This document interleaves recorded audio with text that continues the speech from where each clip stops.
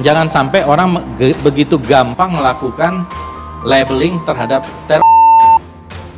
Mabes Polri menetapkan status mantan sekretaris FPI Munarman. Polri sudah menetapkan Munarman sebagai tersangka sejak 20 April lalu. Ditetapkan tersangka pada tanggal 20 April. Tanggal 20 sampai 27, kecuali penetapannya setelah ditangkap. Ini saya sebagai anggota DPR mengatakan, saya tidak percaya karena saya kenal saudara Munarman. Dia menurut saya bukan seorang teror.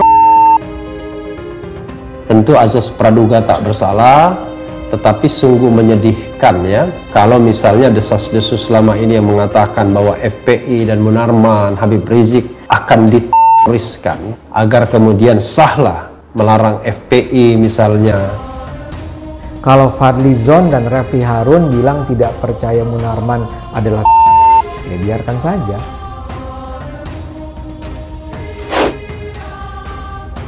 Polri sudah menetapkan Munarman sebagai tersangka sejak 20 April lalu dan telah disampaikan ke Jaksa Agung Muda Tindak Pidana Umum. Penetapan tersangka telah disampaikan kepada Jaksa Agung Muda Tindak Pidana Umum.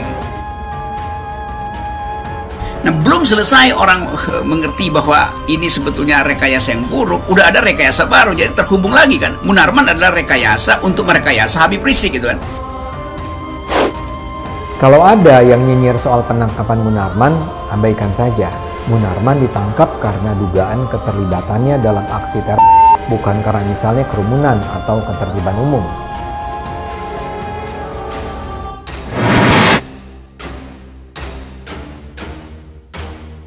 Tidak sesuai hukum ini harusnya nanti aja saya pakai sendal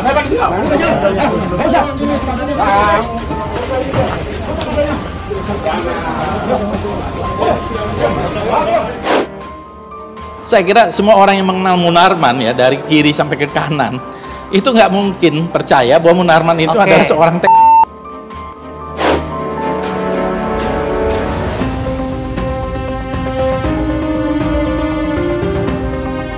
Desakan untuk menahan Munarman sudah terdengar lama. Bahwa polisi tidak begitu saja memenuhi desakan itu menunjukkan keberhati-hatian polisi agar jangan sampai salah tangkap. Meski penangkapannya baru dilakukan 27 April 2021, hal itu karena adanya administrasi dan operasional yang dibutuhkan. Jadi ini ditetapkan tanggal 20, kemudian tentunya ada hal-hal yang harus dibutuhkan terkait dengan administrasi dan operasional. Dan kemudian diperlakukan seperti itu dengan mata ditutup. SOP-nya itu juga mata saya ditutup. sependapat melanggar hak asasi manusia. Kalau ada yang nyinyir mempersoalkan kenapa polisi menutup mata Munarman, abaikan saja. Orang ditangkap itu pasti ada perampasan hak azazinya karena kemerdekaannya. Ya. Begini Bung, nih ya saya baca. Ya, supaya nggak ngalor ngidul. Nggak, dia nggak ngalor ngidul. Orang ditangkap pasti ada. Dengar hak azazinya diambil.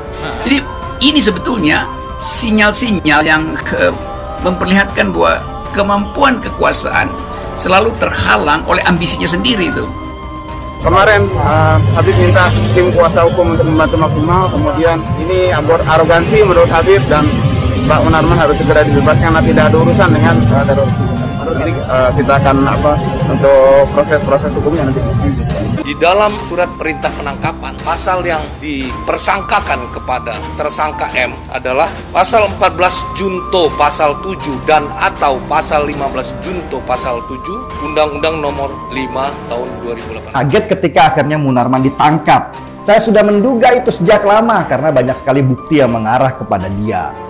Ya artinya FPI bisa menerima Pancasila, Undang-Undang Dasar 45, NKRI dan sebagainya, tidak ada masalah. Tidak ada.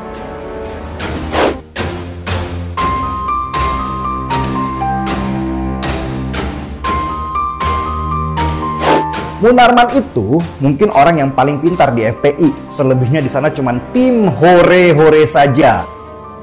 Kita tambahin ayat keduanya bahwa penerapan syariat Islam sebagaimana di ayat 1 di atas itu dalam bingkai NKRI, itu satu. Jadi kekuasaan berhenti beroperasi karena ambisinya mendahului prinsip-prinsip akal sehat. Mudah-mudahan ya kita doakan bahwa penegak hukum kita berlaku adil dan berlaku benar sesuai dengan tugasnya melindungi dan mengayomi masyarakat.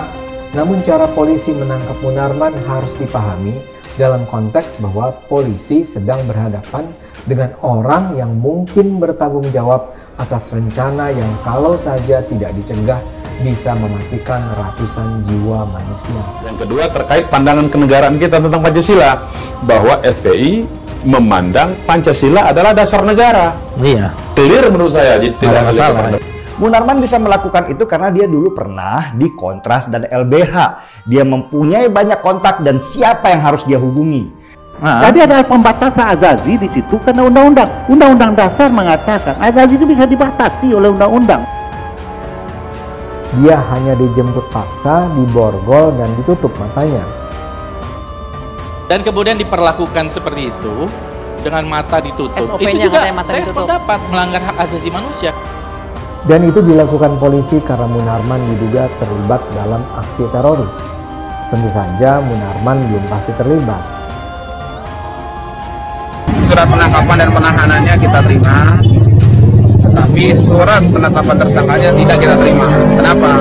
Karena penangkapan dan penahanannya tertanggal kemarin, tapi penetapan tersangkanya tanggal 20. Makanya saya jawab, apakah itu kejahatan? Jangan menggiring, ini menggiring. Saya bertanya. Menggiring itu namanya, bukan bertanya itu. Itu dalam teori hukum, itu namanya pertanyaan jebakan. Anda tidak boleh melakukan pertanyaan jebakan.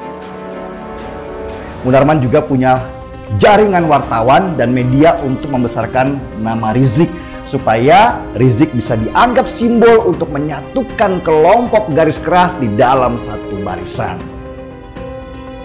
Pelaksanaan penangkapan orang yang diduga melakukan tindak pidana terorisme sebagaimana dimaksud pada ayat 1 dan ayat 2 harus dilakukan dengan menjunjung tinggi prinsip hak asasi manusia. Menjunjung tinggi prinsip hak asasi manusia itu terhadap perbuatannya atau personalifikasinya.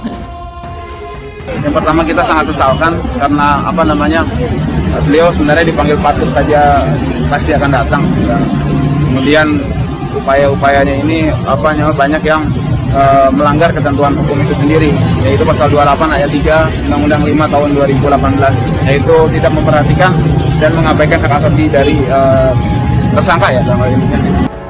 Dan karena itu juga kalau sekarang polisi menangkap Munarman melalui aksi yang bisa disaksikan banyak orang, direkam dan disebarkan melalui media massa, itu menunjukkan polisi sudah merasa yakin bahwa Munarman memang orang yang harus segera ditahan. Munarman memang berbahaya.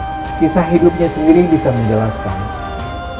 Sekarang harus dibacakan dong, prosedurnya harus jelas. Kemudian dia tidak memang nggak ada prosedurnya. Ini surat perintah penangkapan.